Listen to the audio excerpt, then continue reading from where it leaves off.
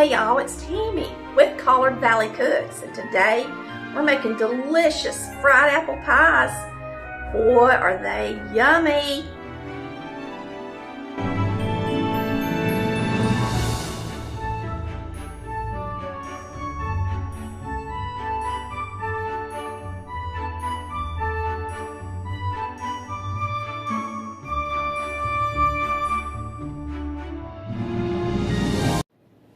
Alright, today we are making fried apple pies. Mama always used dried apples most of the time, but I got apples on sale today, buy one get one free for bags of them. So I'm going to be using some Gala apples. They're really good. They're sweet and they're tart. One of my very favorite apples to work with.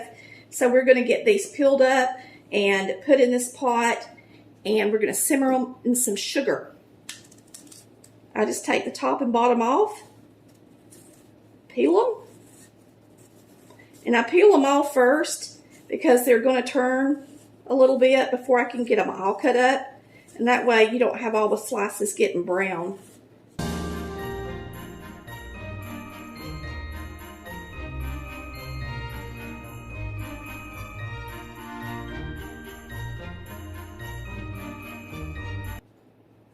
This apple is sweet and tart. It's a really good cooking apple. It holds its shape really well for pies.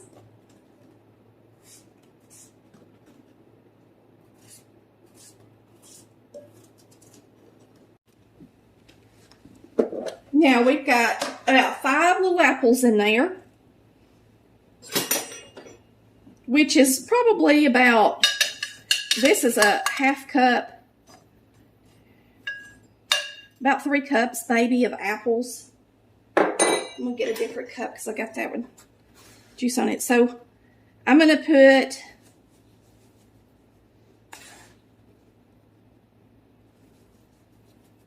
about 3/4 cups of sugar in there. We're going to turn it on.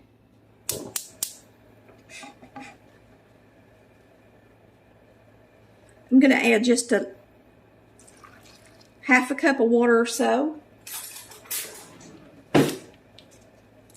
A couple of tablespoons of butter.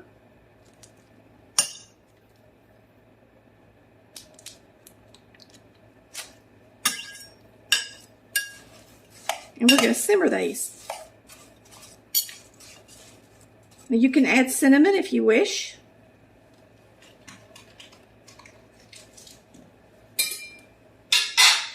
My mother never did. Her apple pies were just simple apple pies with nothing but butter, sugar, and apples, and that was it. So that's just how we ate them. But now I'm a spice person. I love nutmeg and I love all the pie spices. So I will put a few spices in my apples, but you do not have to. This is just pie spice.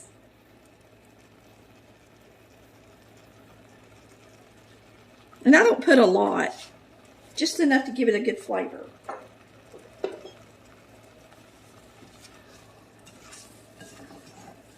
We're going to cook these until they're tender.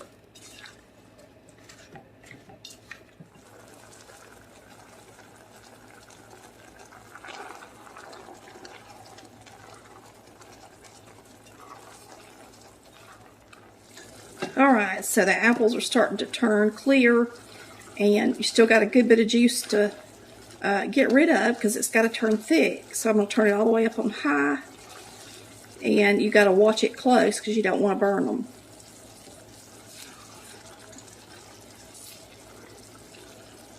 And you're going to cook it until the liquid in the bottom becomes like a syrup. Alright, now you have mostly apple. There's no syrup unless it's sticky. It's nice and sticky. The apples are sticky, so they're going to make really good fried pies. That's how they have to be so that they don't break down the dough when you lay them on top of your dough. They look really good. Now it's time to make the dough. Now, we love biscuit dough with our fried apple pies. It's nice and crunchy. We use the buttermilk. It gives it the amount of sour to the pie. It really, really is delicious, okay? I'm just going to make a biscuit dough, and I'm only going to make about half a batch of biscuit dough because I'm not going to make a lot of fried pies tonight. So that's a cup of flour. You're going to use about an 1/8 cup of shortening, and you're just going to cut in the shortening till it's about pea size, like you would for a biscuit.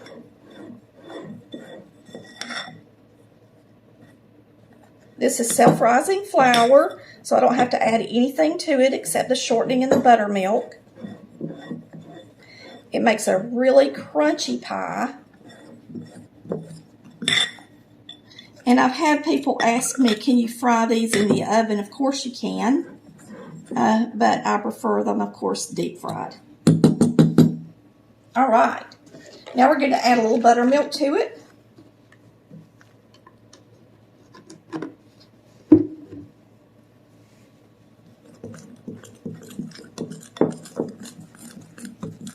Just until blended.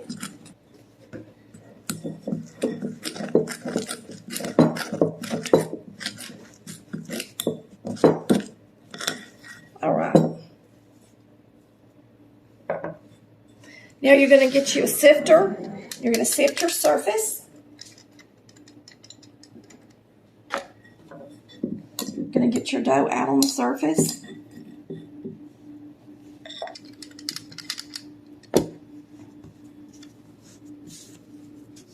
And we're going to knead it a little bit.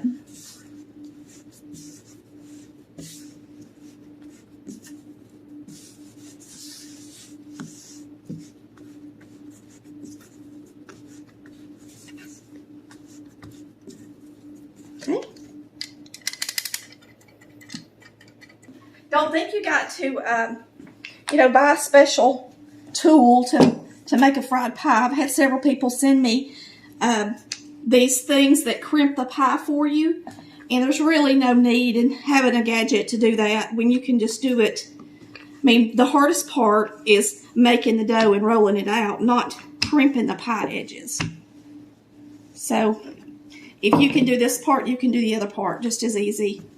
And the dough does need to have some pretty good elasticity to it, or it's just going to tear into pieces when you try to make the pie. So make sure you can kind of pick it up like that. And you need to roll it out as thin as you can, or they'll be really thick. All right, so I just take the bottom of my sifter and I cut out circles.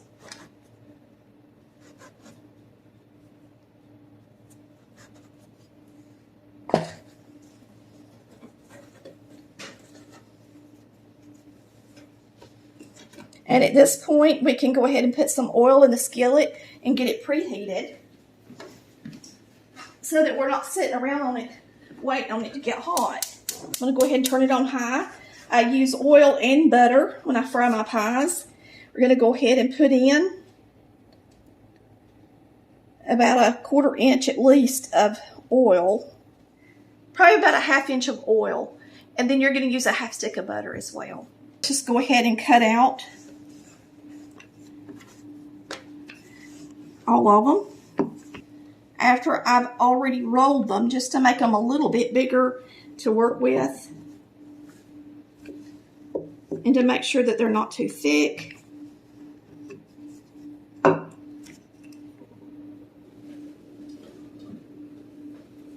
And now we're going to put about 1/8 cup an apple in each one. I usually try to use something, and that way I don't have too much everywhere. That one's got too much. I'll take some off. If you get too much, they're not going to close good.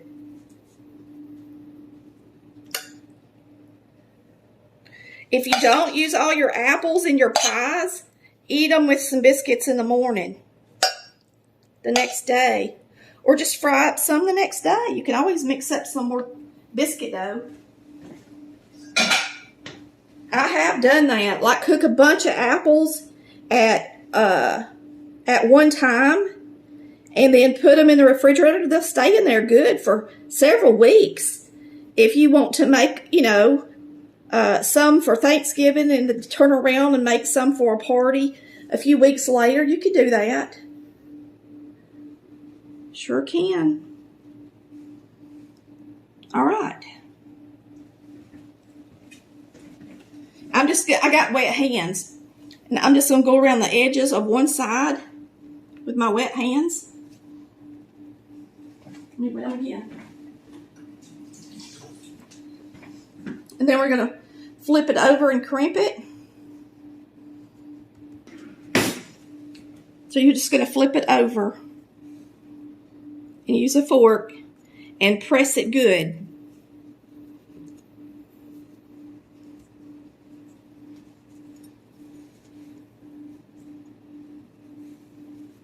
Do a good job pressing it down, because if you don't, it'll open up. Try not to go all the way through and cut it in half, but press it good. And this is the part that people want to buy something to do for them. And this is not hard to do. So if you can roll it out and make the pie, you can definitely do this part.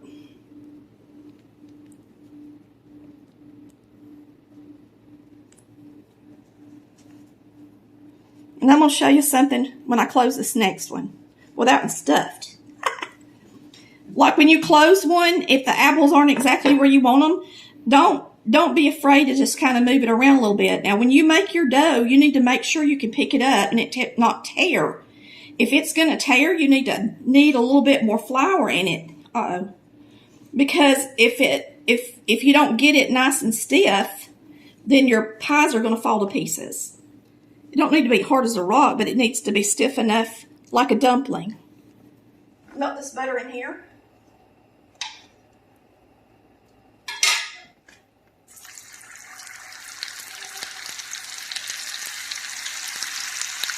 And as soon as that melts, we're going to drop some.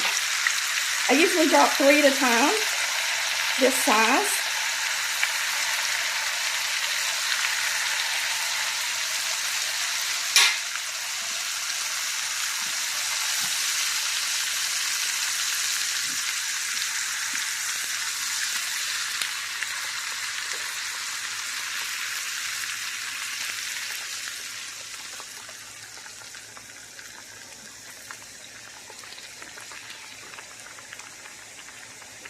I tore this one. I brushed my hand over that one and tore it, and this one's got a little hole in it too. It's hard to make all of them look perfect. Even I can't do it. They're going to taste perfect. That's all that matters, right?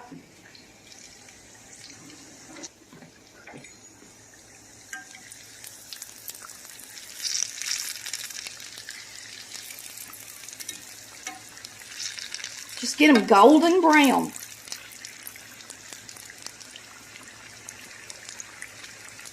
And you can kind of pick them up and look. You don't want them to get too brown. And you can turn your oil down a little bit once you start them if you need to, because you want your biscuit to get done. I think these are ready. So I've got a pan lined with parchment over here.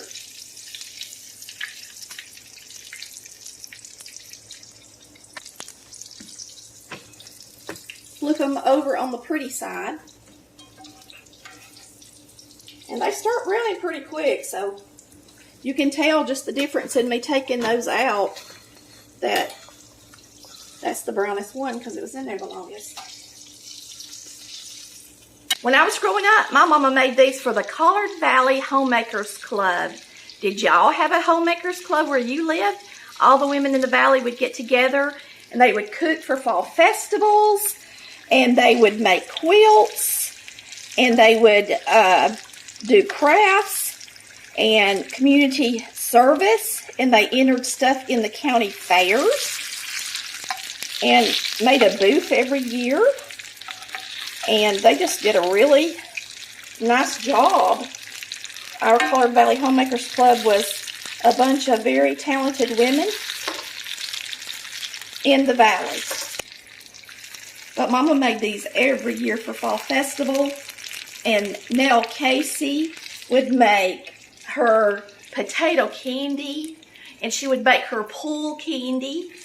And Mama would always make fudge. And they would have chili and different things like that. And it was just a lot of fun. All right, these are ready.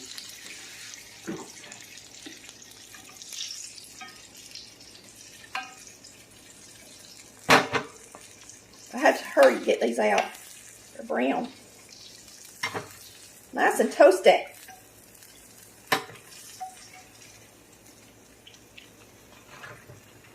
All right. Now, Mama never did it. But I like to sprinkle mine with cinnamon sugar. I'm going to leave these unsprinkled on this side, but I'm going to sprinkle all of these that are really hot with cinnamon sugar because that's how I like them. And that way, we'll have them both ways. But you got to sprinkle them while they're hot or it won't stay on there and be good. While they're still greasy. That's all there is to it. Now, I will say this. If you fry apple pies, you can see how much darker the second batch is compared to the first batch. If you fry apple pies and you're making them for something like the Homemakers Club, now this is only a 1-cup biscuit recipe, and it made, if you're using the bottom of a normal sifter, it made 1, 2, 3, 4, 5, 6, 7, 8 pies. So that gives you an idea. So if you're making them and you're going to raise money, just know that there are 8 pies per 1 cup of flour. The official taste tester, Mr. Nichols, trying one without cinnamon. I guess I'll try one.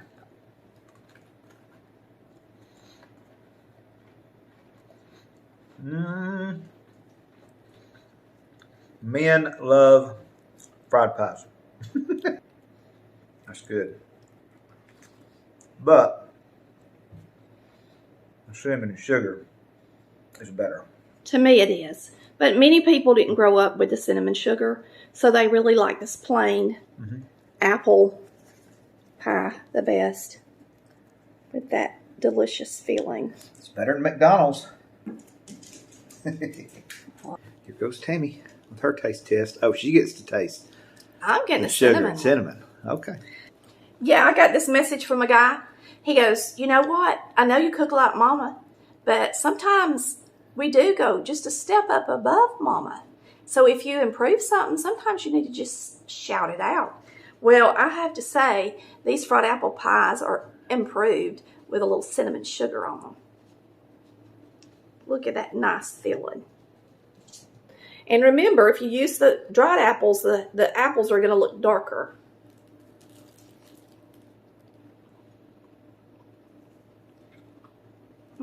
You can't get a better dessert, period. That's so good, ain't it? Mm-hmm. The best. It reminds me of being a kid when Mama would always make these in the fall for the festival. Yummy.